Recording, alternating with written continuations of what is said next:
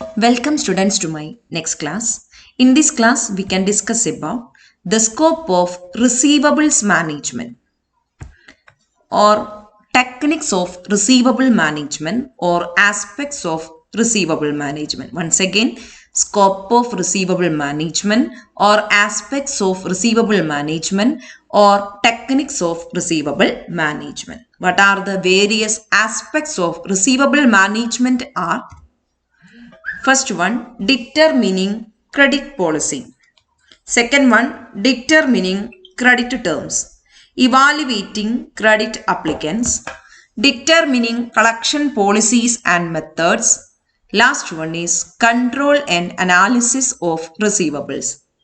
Determining credit policy, determining credit standard, evaluating credit applicants, determining collection policies and methods, control and analysis of receivables. Then we have to explain the first point, determining credit policy. What do you mean by credit policy? Credit policy is the policy followed for the investment in receivable. It is the policy regarding investment in receivables.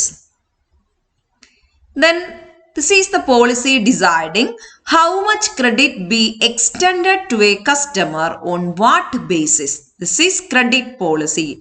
Credit policy is the policy. It decides how much credit be granted to customer and on what basis.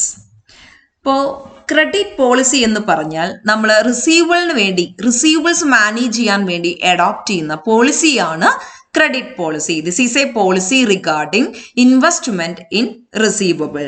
This is a policy deciding anything regarding the investment in receivables. ഈ പോളിസിക്കകത്ത് നമ്മൾ decide ചെയ്യുന്നത് how much credit be extended to customer. കസ്റ്റമറിന് എത്രത്തോളം credit കൊടുക്കണം. How much credit be extended to customer. എത്രത്തോളം credit കസ്റ്റമറിന് കൊടുക്കണം, ഏത് ബേസിസിൽ നമ്മൾ കൊടുക്കണം, എന്താണ് അതിന്റെ ബേസിസ്, എത്രത്തോളം ക്രെഡിറ്റ് നമ്മൾ കൊടുക്കണം, ഇത് പറയുന്ന ഡീറ്റെയിൽഡ് ആയിട്ടുള്ള പോളിസിയാണ് ഒരു ഗൈഡ് ലൈൻസ് ആണ് credit policy. Okay, there are two types of credit policies are there. Liberal policy and stringent policy. Liberal policy and stringent policy. ഇങ്ങനെ രണ്ട് പോളിസികളാണ് ക്രെഡിറ്റ് കൊടുക്കുന്നതിന് നമുക്ക് അവൈലബിൾ ആയിട്ടുള്ളത്. Liberal policy and credit policy. Once a firm adopt liberal policy, it can bring maximum sales, maximum receivables and maximum profit. At the same time, if a firm adopt stringent policy, it can reduce the sales, it can reduce the inventory, but it can increase the liquidity.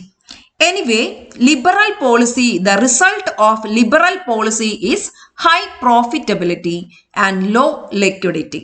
Stringent policy has the result of low profitability and high liquidity. ഇപ്പൊ നമ്മൾ പറഞ്ഞു രണ്ട് തരം പോളിസികളുണ്ട്. Liberal പോളിസിയുമുണ്ട്, stringent പോളിസിയുമുണ്ട്. Firm adopt ചെയ്യുന്നത് liberal policy ആണെങ്കിൽ firm liberally extend to credit without checking each and every element of the customer.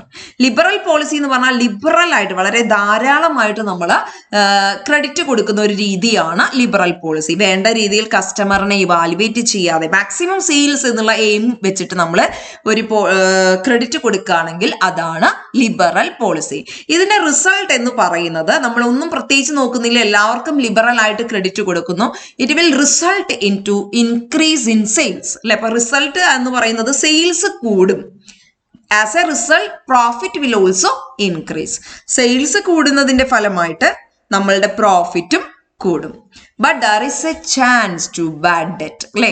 ഇപ്പൊ സെയിൽസ് കൂടുന്നു, പ്രോഫിറ്റ് കൂടുന്നു, നമ്മൾ പ്രത്യേകിച്ച് യാതൊരുവിധ കൺസിഡറേഷനും ഇല്ലാതെയാണ് നമ്മൾ ക്രെഡിറ്റ് കൊടുക്കുന്നത്. അങ്ങനെ ലിബറലി കൊടുക്കുമ്പോൾ some customers are found to be the non payers. Okay, അപ്പൊ ചില കസ്റ്റമേഴ്സ് എല്ലാവരും റെഗുലർ ആയിട്ട് പേ ചെയ്യണമെന്നില്ല. നമ്മൾ നല്ലൊരു പോളിസി നമ്മൾ അഡോപ്റ്റ് ചെയ്യുന്നില്ല, ലിബറൽ ആണ്, വേണ്ട സ്ട്രിക്റ്റ് ആയിട്ടുള്ള ഒരു പോളിസി അഡോപ്റ്റ് ചെയ്യാത്തത് കൊണ്ട് somebody may hesitate to make their payment on time. Correct ടൈമിൽ അവർ പേയ്മെന്റ് ചെയ്യാതിരിക്കാം. അപ്പൊ ലിബറൽ പോളിസിക്ക് മാക്സിമം സെയിൽസ് കൊണ്ടുവരാൻ പറ്റും, മാക്സിമം പ്രോഫിറ്റ് കൊണ്ടുവരാൻ പറ്റും. പക്ഷെ bad debt risk also arises with the liberal policy. അപ്പൊ ഇതിന്റെ ഓപ്പോസിറ്റ് ആയിരിക്കും ഏത്? Stringent policy. If A firm adopt stringent policy, it will reduce its sales, it will result into reduce in profit, it will results into reducing bad debt. ഇപ്പൊ firm ഒരു stringent പോളിസിയാണ്, strict ആയിട്ടുള്ള പോളിസിയാണ് adopt ചെയ്യുന്നത്. Each and every കസ്റ്റമർക്കും credit കൊടുക്കുന്നില്ല. It will provide only the credit by making a detailed scrutiny about the customers financial strength. ഒരു കസ്റ്റമറിനെ ഡീറ്റെയിൽഡ് ആയിട്ട് സ്റ്റഡി ചെയ്ത് അയാളുടെ ഫിനാൻഷ്യൽ കപ്പാസിറ്റി ഒക്കെ നോക്കിയിട്ട് കൊടുക്കുന്ന തരത്തിലുള്ള പോളിസിയാണ് stringent policy. Each and every aspects of the customer are taken to account while giving credit to customers. കസ്റ്റമേഴ്സിന് ക്രെഡിറ്റ് കൊടുക്കുന്ന സമയത്ത് അവരുടെ ഫിനാൻഷ്യൽ സ്ട്രെങ്ത്, അവരുടെ ക്യാരക്ടർ, അവരുടെ ക്യാപിറ്റല്, അവരുടെ പ്രോഫിറ്റ്, ഇതെല്ലാം ഡീറ്റെയിൽഡ് ആയിട്ട് ചെക്ക് ചെയ്ത് ആപ്റ്റ് ആയിട്ടുള്ള ആളുകൾക്ക് മാത്രം ക്രെഡിറ്റ് കൊടുക്കുന്ന രീതിയാണ് സ്ട്രിഞ്ചന്റ് പോളിസി. അങ്ങനെ വരുമ്പോൾ നമ്മൾ ലിബറൽ ആയിട്ട് ക്രെഡിറ്റ് കൊടുക്കുന്നില്ല, നമുക്ക് വിശ്വാസമുള്ള ആളുകൾക്ക് മാത്രമാണ് ക്രെഡിറ്റ് കൊടുക്കുന്നുള്ളൂ. As a result sales will decline. അതുകൊണ്ട് തന്നെ സെയിൽസ് കുറയും. സെയിൽസ് കുറയുമ്പോൾ ഓട്ടോമാറ്റിക്കലി പ്രോഫിറ്റും കുറയും. ഓക്കെ, റിസൾട്ട് സെയിൽസ് കുറയുമ്പോൾ പ്രോഫിറ്റും കുറയും. ആസ് എ റിസൾട്ട് സെയിൽസ് കുറവാണ്, നമ്മൾ ക്രെഡിബിൾ ആയിട്ടുള്ള കസ്റ്റമേഴ്സിന് മാത്രമാണ് പേയ്മെന്റ് കൊടുക്കുന്നത്.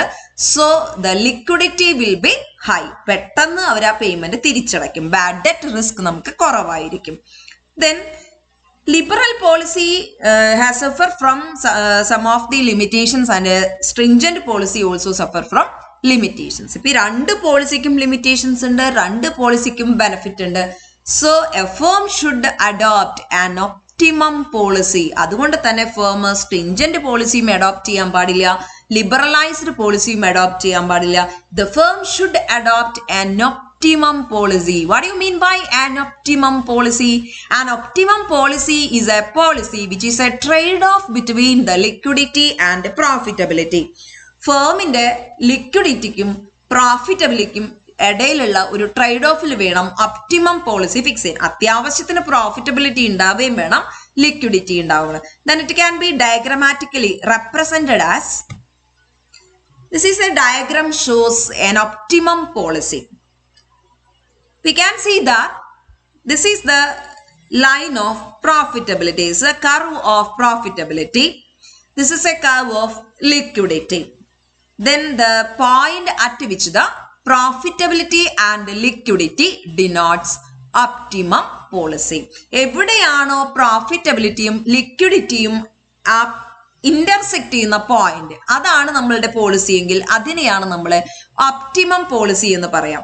ഈ ഒപ്റ്റിമം പോളിസിക്കും സീറോയ്ക്കും ഒപ്റ്റിമം പോളിസിക്കും ഇടയിലുള്ള ഈ ഡോട്ടഡ് ലൈനും ഇടയിലുള്ള പോളിസിനെയാണ് നമ്മൾ എന്തെന്ന് പറയാ, സ്ട്രിഞ്ചന്റ് പോളിസി എന്ന് പറയാം. അതായത് ഈ സീറോയ്ക്കും ഈ ഒപ്റ്റിമം പോയിന്റിനും ഇടയിലുള്ള സ്പേസ് ആണ് സ്ട്രിഞ്ചന്റ് പോളിസി. ഇപ്പൊ സ്ട്രിഞ്ചന്റ് പോളിസി അഡോപ്റ്റ് ചെയ്യുന്ന ഫേമിന് കണ്ടോ ലിക്വിഡിറ്റി കൂടുതലായിരിക്കും. ഇവിടെ നിന്ന് ഇങ്ങോട്ടുള്ള പോർഷൻ മാത്രം നോക്കിയാൽ മതി. സ്ട്രിഞ്ചന്റ് പോളിസി എന്ന് പറയുമ്പോൾ ഇവിടെ നിന്ന് ഇങ്ങോട്ട്, അതായത് ഈ ഡോട്ടഡ് ലൈൻസിന്റെ ലെഫ്റ്റിലേക്കുള്ള പോർഷൻ മാത്രം നിങ്ങൾ നോക്കിയാൽ മതി. അങ്ങനെയാണെങ്കിൽ ഇപ്പൊ firm adopt stringent policy, the liquidity will be high, profitability will be low. So if a firm adopt liberalized policy, that is the point optimum, dotted line to x-axis വരെയുള്ള ഭാഗം optimum പോയിന്റിനും x-axisനും ഇടയിലുള്ള portion indicate the liberal policy. If a firm adopt liberal policy, it will bring maximum profitability. കണ്ടോ, പ്രോഫിറ്റബിലിറ്റിയുടെ curve ഉയർന്നു നിൽക്കുകയാണ്. If a firm adopt liberal policy, it will bring maximum profitability. At the same time it suffer from liquidity.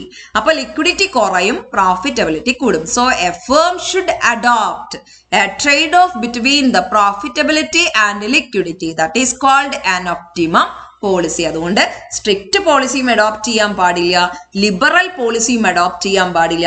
ഇതിന്റെ ഇടയിലുള്ള ഒരു പോയിന്റിലായിരിക്കണം നമ്മളുടെ policy നമ്മൾ fix ചെയ്യുന്നത്. അതുപോലെയുള്ള ഒരു പോളിസി വേണം നമ്മൾ ഫിക്സ് ചെയ്യാൻ. അധികം ലിബറൽ ആവാനും പാടില്ല, അധികം സ്ട്രിക്റ്റ് ആവാനും പാടില്ല. The next point will be explained in our next videos. Okay, thank you all. Thank you students.